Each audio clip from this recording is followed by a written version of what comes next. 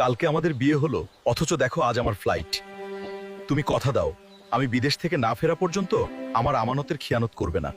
আমি কথা দিচ্ছি তোমার আমানত তোমারই থাকবে। তুমি তাড়াতাড়ি ফিরে এসো। বউ গো, তোমাকে ছেড়ে যেতে ইচ্ছে করছে না। তুমি নিজের যত্ন নিও। তুমি তাড়াতাড়ি ফিরে এসো গো। ধুরুবারা প্রথম প্রথম বিমানে উঠে ভয় করতেছে, ভেঙে টেঙে যাবে না তো? কি গো ভাবি, হাল্ক ভাই নাকি বিদেশে গেছে? আমি কিন্তু আছি, কিছু লাগলে বইলো।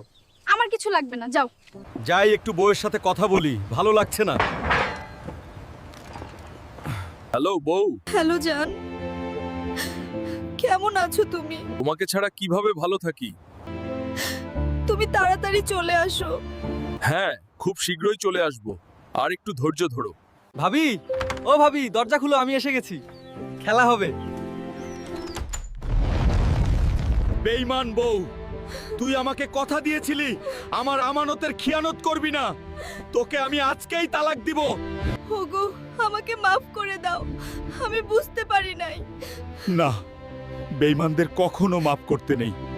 ভাই, আপনি যাদের সুখের জন্য বিদেশে পাড়ি দিবেন, দেখবেন তারাই আপনার সাথে বেইমানি করবে। ভিডিও ভালো, সাবস্ক্রাইব করুন।